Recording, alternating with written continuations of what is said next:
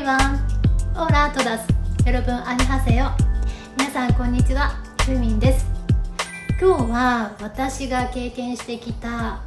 活動の中でタレント活動があるんですけれども、こちらについてお話をしていきたいと思います。私はもともとこのタレントになりたいと思っていなかったんですけれども、結果的にご縁があって実際に出演したのは映画やドラマ、そして CM ですね。主にダンサーとして、その他特殊な能力を使ったタレントとして、出演をしてきました。なので今日の動画ではなぜ私のような素人がそういったタレントとして活動ができるようになったのかというそのきっかけだったり、あとは実際に現場でどのようなことに驚いたのかという裏話ですかね。ちょっとお話しできる範囲の中でお話しさせていただいたり、結果どのような学びがあったのかというところまでざっくばらんにお話ししていきたいと思います。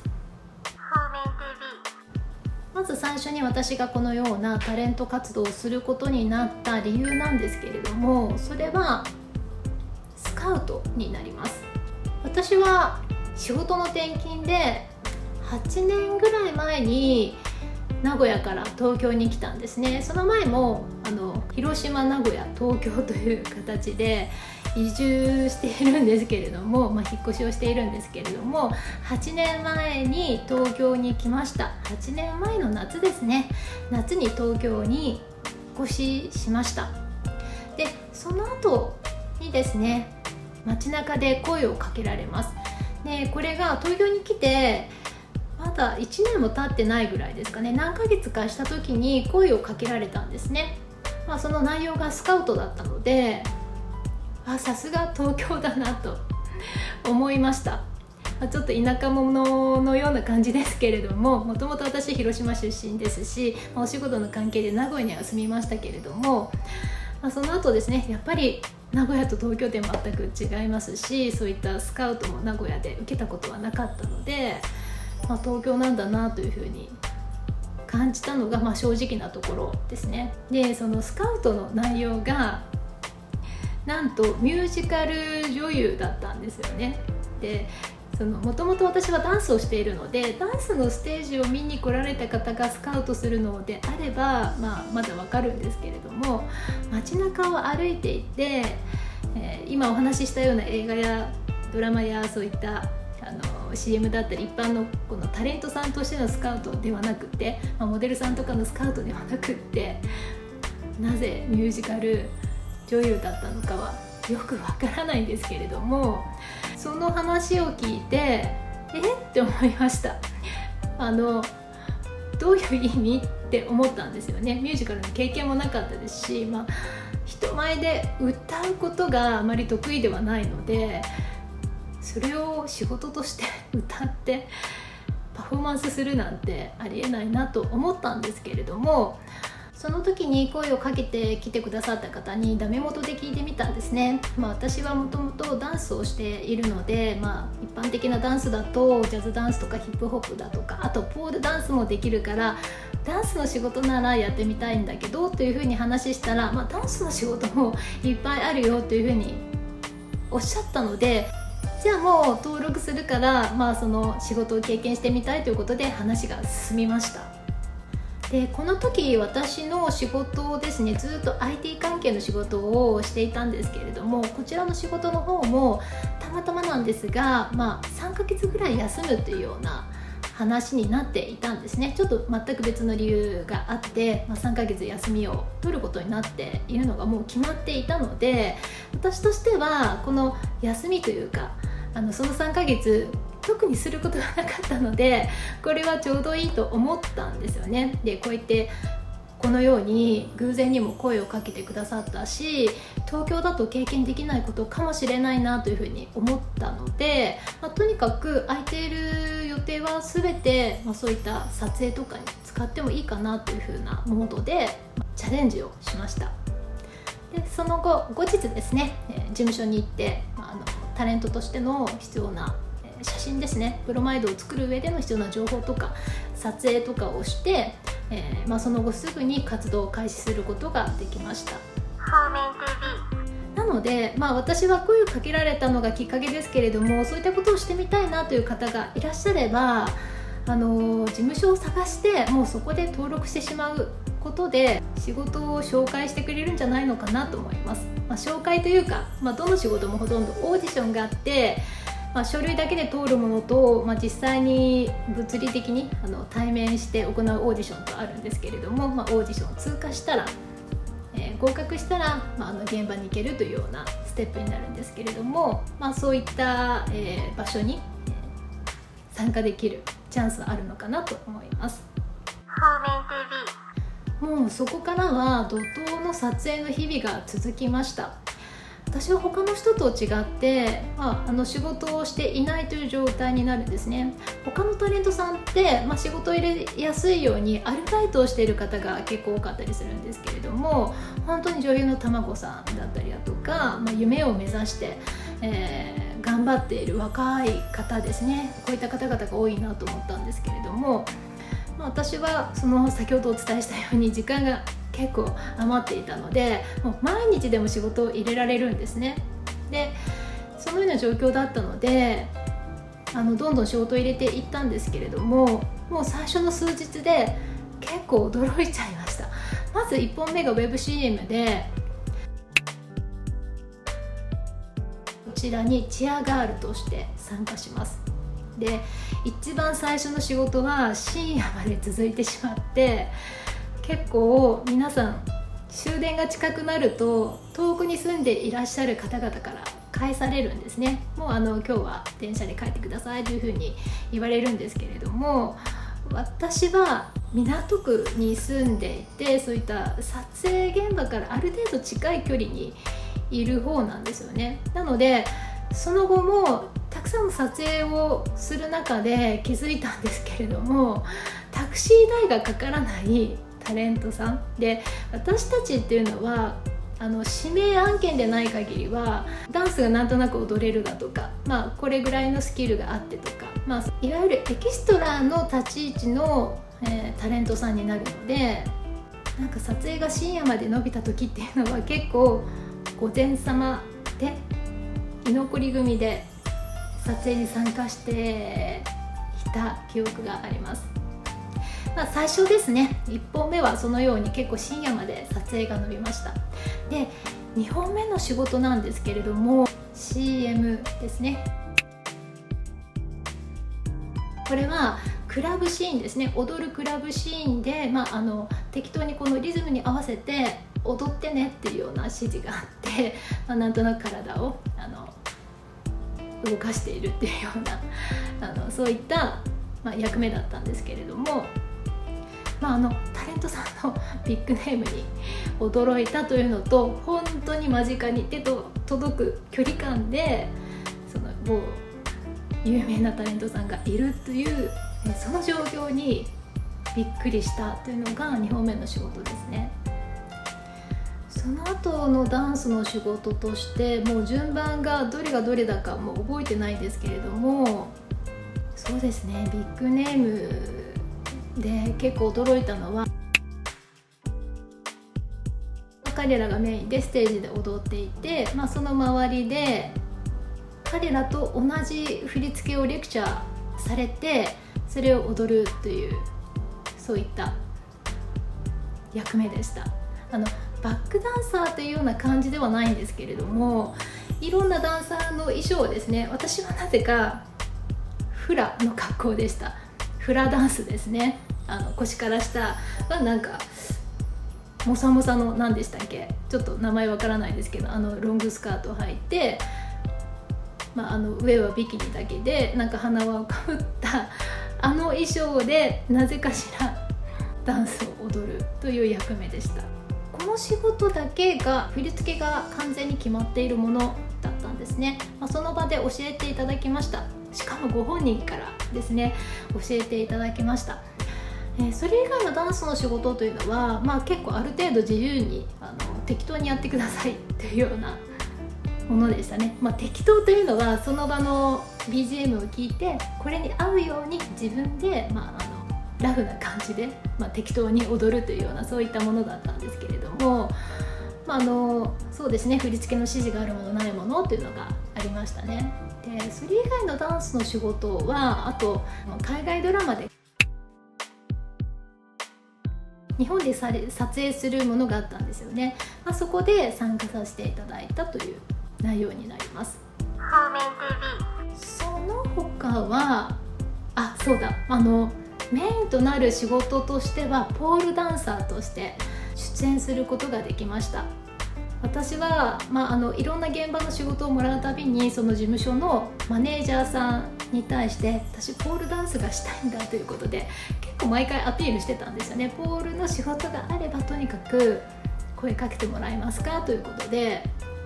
インプットをしてました。これは私専属のマネージャーというよりはいろんな仕事のジャンルが決まっていて、でそのジャンルごとにマネージャーが違うので、とにかく事務所に遊びに行った時だとか、あと現場にマネージャーさんがついてきてくれる時には私の特技を覚えておいてもらうためにポールダンスできるの珍しくないですかっていうようなアピールしてたんですよね。もう 7,8 年前なので7年前かな。まだまだポールダンスの人口も少なかったですし、私のようなレベル感でもやっぱり結構できる方にはなると思ってたんですけれども、なので貴重なタレントとしてポールダンスができる、ちゃんとタレントメーカーに載ってるダンサーとしてはあまりいないんじゃないのかなと思ってアピールをしていました。そしたら本当に 1,2 ヶ月ぐらい経ったら映画のお仕事が来たんですよね。それは指名でした。その時に実際に出演させていただいた映画というのは、結構有名な監督さんになると思うんですけれども、その中のポールダンスのシーンで、ちょっと私がダンサーとして指示された通りに、ちょっと絡んでいくというようなそういった、撮影でした。事前に助監督さんと、どういった衣装を着て、どんな風に絡んでいくのかとか、どんな、技ができるかとか、そういったところは事前に打ち合わせをして、本番を迎えて撮影したというようなそういった流れになります。ここまでがダンスで主にタレントとして活動した内容ですね。本当に簡単ですけれどもお話しできる範囲でお話しさせていただきました。当時の私としては綺麗どころのモデルさんとか女優さんというのはもうたくさんいらっしゃるので、自分としてはもう顔出しとかもとんでもないなと思っていて、そんな美しくないので顔なんか映らなくていいと思ってたんですよね。自分のスキルとして踊ることとか、特にポールダンスってまだまだ認知度が低かったですし、そういった自分のスキルを活かせるようなダンスであれば非常に光栄だなと思って活動していました。なので、最終的にポールダンスのお仕事をすることができたので、実績として一つ大きな映画に出演することができたので、もう非常にそこで満足をしました。それ以外、ダンス以外のお仕事についてはいろいろとたくさんいただいたんですけれども、特に指名案件ですね、私のスキルを活かせるような仕事として対応したものをあと2つ紹介したいと思います。1つはビリヤードですね。ハスラー役をいただきました。これは女優さんがハスラー役をされるんですけれども、ちょっとビリヤード経験がないということで事前に撮影の1ヶ月ぐらい前に初顔合わせをして、私はビリヤードが得意ということで事務所に伝えていたので、女優さんに教えることからスタートして、ちょっとセクシーな構え方とかもなんとなく自分で教えてみたんですけれども、実際に撮影日までにあまり多くの練習時間が取れなかったようで、実際に女優さんがボールをつくところは私が代役で対応しました。首から下だけですね、そこが映っているのが、女優さんではなくて私になります。で、当日は衣装も1着しかないので、その女優さんと、バックヤードに戻って衣装を取り替えて、今まで彼女が着ていたものを私が着て、そのまま撮影をして、無事撮影が終わったら彼女にまた脱いで返して、それを着て、1着でき回すような撮影だったので、非常に面白いというか、なかなか経験できない、状況だったなと思います。その日の笑い話としては、私はその女優さんの代役もなんですけれども、ハスラー役としても役をもらっていたので、そのドラマの中でそのビリヤード大会がですね、実際に行われるんですね。で、観客もたくさん入っているような、そういった、撮影現場のセットがあって、そこで私はあらかじめ指示されたテクニックを、披露しないといけなかったんですね。で、私はプロのハスラーさんではないんですけど、事前に言われていたのが、もうタイムスケジュールが結構密に決まってますし、いろんな有名なタレントさんもその場にいらっしゃったので、NG は4回までって、絶対4回までにやってねっていうふうに言われてたんですね。で、これは私 YouTube の中に練習動画実は上げているんですけれども、球を打って1つ目をポケットに普通に入れます。その後に手玉を引き寄せて、もう一つ他の、球も別のポケットに入れるというような、1回で2つの、球を、ポケットするというような指示をされていて、もうこれがすごくプレッシャーだったんですね。ですが、その練習ばっかり1週間かけてやったんですかね。1週間前に、NG4 回までだよというふうに言われたんですけれども、1週間の余裕があったので、もう毎日練習をして、結構暇人だったので毎日練習をして、なんとか本番は1回で NG なく撮影を終えることができました。そのせいもあって、会場にいた観客役の方だったり他のタレントさんが、私が現役のハスラーだって勘違いされていらっしゃる方が結構多くて、結構楽屋でいろいろ聞かれちゃったんですけど、待ち時間にビリヤード一緒にしたいとかおっしゃっていただいて、楽しい時間を過ごしました。はい、そういった思い出がある、ドラマの撮影でした。では最後に、面白い経験としてハンドモデルですね、手のモデルを、経験しています。そちらについて簡単にお話ししてみたいと思います。これはその後5年間、指名していただくきっかけになりました。当時、事務所のマネージャーさんが手に傷がないということで急に私に聞いてきて、で、傷がなければちょっと手の写真を送ってくれるということで、結構急いでいたような感じの記憶なんですけれども、そのまま写真を送って仕事につながったというのがきっかけです。で、何の仕事かというと、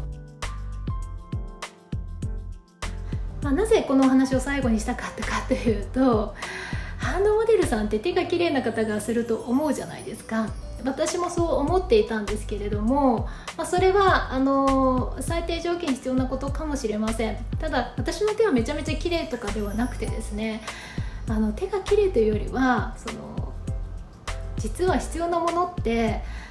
動画なので、この美しさですね、指をこう揃えるとか、何かこう作業をする時の手の所作ですね、この美しさが実際に表現できるかどうかであったり、あとは手以外は映ってはいけないので、頭とか体とか髪の毛1本、そしてバストも入らないようにして、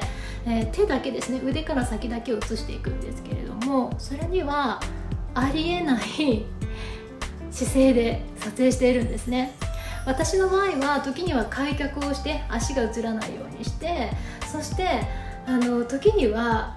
腹筋をするような体勢で、体が斜めのような体勢で、手だけを伸ばして、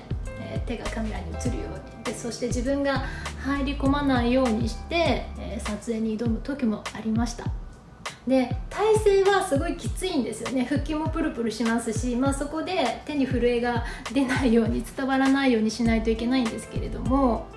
この自分の手をここから直視していると顔が映っちゃうんですよね。カメラってこの後ろにあったりするので、なので顔は上を向いていたり避けていたりするんですよね。鼻も入らないようにこう避けたりするんですけれども、そうすると自分の手が見えないんですよね。モニターを見ながら手を動かしたりだとか、あとは自分の感覚で絶対的にこの位置から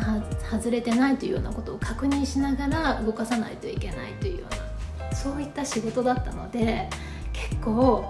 腹筋とか無理な体勢を取るために必要な柔軟性とか、意外と体力を使うお仕事なんだなというふうに改めて知りました。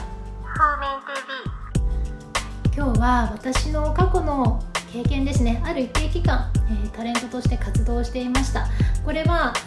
美しい女優さんとかモデルさんというようなそういった華やかなものではなくって、私のスキルですね、運動能力、ダンス能力というようなところを仕事に生かしたような、そういったタレントとしての経験を、ダンスをメインにお話をさせていただきました。今日の動画が面白かった、もしくは参考になったという方はぜひいいねを押していただければと思います。そしてこちらのチャンネル登録の方もよろしくお願いいたします。ではまた他の動画でお会いしましょう。See you! チャオ